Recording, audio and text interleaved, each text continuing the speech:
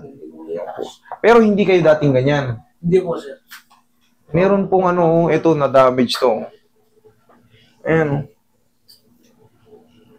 Alam mo, di ba, ito, ayan, suntukin ko yan. Hindi siya totally mapapracture, pero, Naidiin ko po kasi ito eh. Karoon ng sugat. ayan, umangat nga to. Ayan, kita nyo ba? Kita nyo? Oo. Ayan, tignan mo, pre. Ay, sobrang liwanag. Dali, paano ba? Ayan, ayan. Hindi yan pangkaraniwan. Ito mo may crack dyan. Tapos may mga spar na yan. Yan ang nakikita kong mali dyan. Ngayon, dapat yan, magaling na yan nung ano eh. Yung mga mild crack na yan, gumagaling naman yan ng ano. Ilang taon na kayo, sir? 51 po. 51 o 3 to 6 months. Pasok kayo sa 3 to 6 months eh. Pero ang nangyari, nanatiling ganito. Hindi naman kayo diabetic, bossing. Hindi naman po, sir. Wala naman. Sige.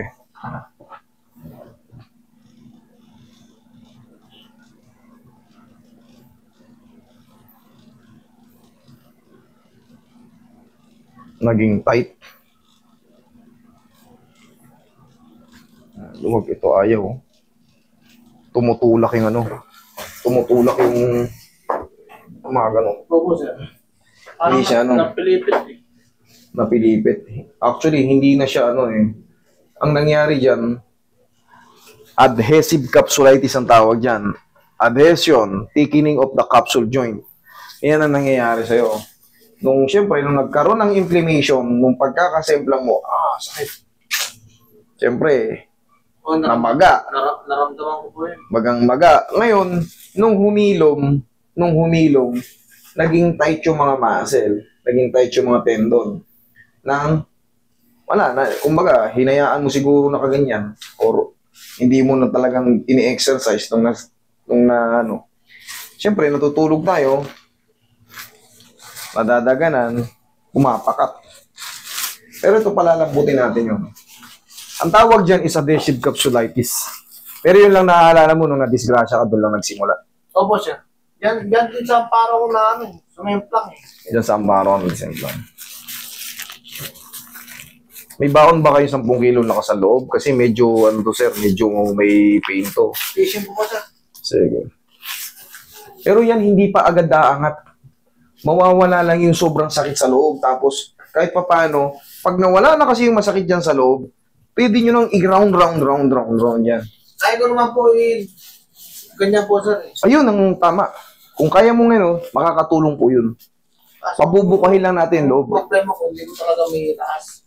Hindi po yan kagad may angat. Alam mo kung bakit? Super tight po ng mga muscle. Kaya hanggat maaari, kita nyo, galing na kayo sa hindi nila naiipaliwanag yun eh. Kasi nga, bubugbugin nyo pa ito ng haplos. Pero hindi naman yung madidiin. Araw-arawin nyo lang para yung mga muscle na naging, ang tawag doon yung thickening ligaments and tendons. Lumambot siya. Okay? Relax lang. Huwag mong tigasan, sir. Mahirap talagang ayusin to. Kaya nga ilang therapist na hindi pa rin naayos. Sa totoo lang, mahirap po talaga ayusin ang tinatawag na adhesive capsulitis. Kailangan tsatsagain pa to ng mga exercise. Yun po ang totoo. Kaya kung mapapansin mo, yung mga pinuntahan mo, marurunong yung mga yun. Nagkukulang lang sa explanation. Kaya ikaw naman, syempre hindi ka na-explain yan. Ine-expect mo agad, ay galing na ako kay ayos ka agad yan. Ay galing na ako rito. Ayos ka agad yan. Akala lang natin yun, pero syempre tuturuan pa kayo ng exercise pag mga ganitong kaso. Ayan sobrang tight Hindi, nakapakat yan. May sugat yung glenoid labrum yan. Ano yung glenoid labrum na binabanggit ko? Yung panloob. Ayan, sir. Nasusugat yan, sir. Nandito ka ngayon sa inflammation. Nandiyan ka ngayon. Ngayon, syempre, pag namagayan, yung mga muscle, pag naghilom siya, syempre, Meron nga po dito siya eh. Ubaling ko siya. huwag na, huwag na. Dito po. Ayan, Yan. Kaya pagka tinatamaan yan, sakit. Pero aalalayan mo lang to ng mga haplos-haplos. Ayan, ito, kahit pati ito. Abot yan dyan. Ayan, magmula dyan sa pinaka-rotator cuff yan sa deltoid muscle na yan, magkakaroon ng parang irregular na tubo ng muscle. Pero maayos din to, sir. Kailangan lang to, tiyaga lang ng exercise. Tapos, exercise at haplos-haplos lang ng pagmamahal. Haplos-haplosin nyo yan, yung parang yan, yung guide na yan, ayan, laki, ayan, yan. Pero huwag nyo didiyan, kagaya lang ng haplos ko, ganyan, medium tight lang palagi.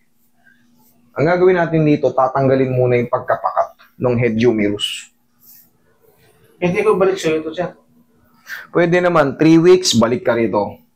3 weeks.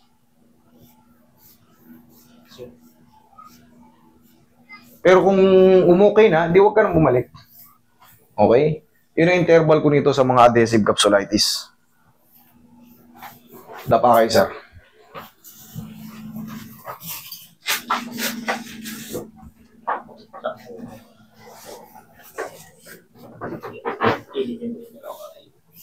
Maganda.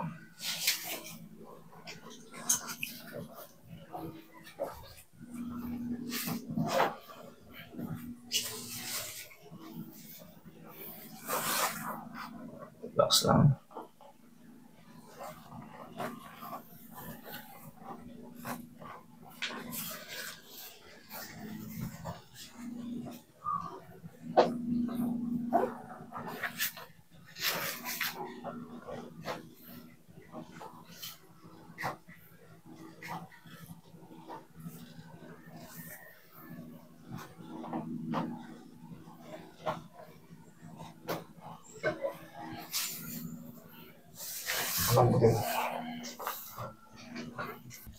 Kaya ka, sir.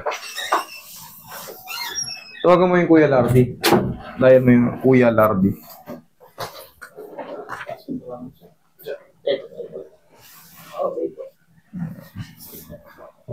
Dalawang kamay po sa dyan. Lagi sa dyan yung kamay. Okay, relax lang. Inhale. Inhale. Exhale.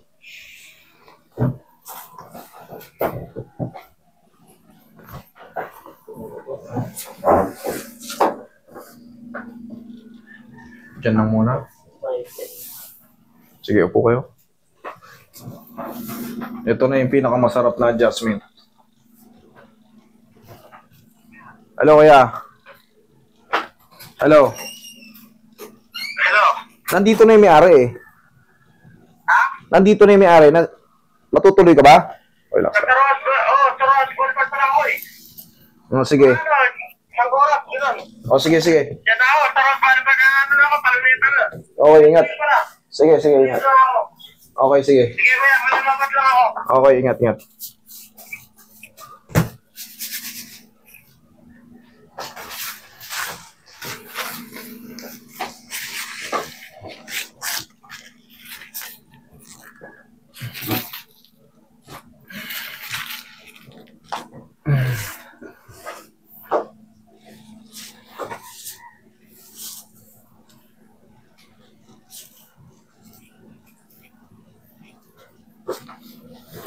Last na to.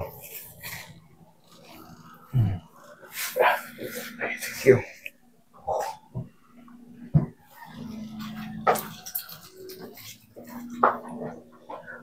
Higil mo. Yun. Huwag yung titiisin kasi para lumabas yung sakit. Pagka hindi nyo, pag inipit nyo kasi yan, maaari kayo mahimatay.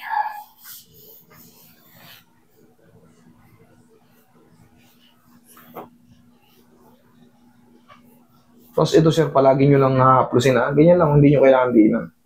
Ayan, unti-unti yan mawawala yung mga stiff muscle na yan.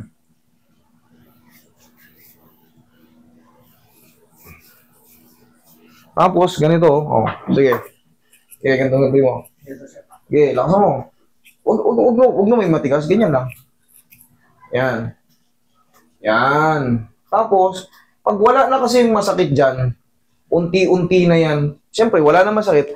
Unti-unti na lalakas, luluwag yung ano. Tapos, sir, yung ganito. Ito, tinuturo rin to sa ospital o sa clinic, yung mga ganyan-ganyan, oh. 1, 2, 3. Hold. After nyo magagaganyan, haplusan nyo ng pao. Okay?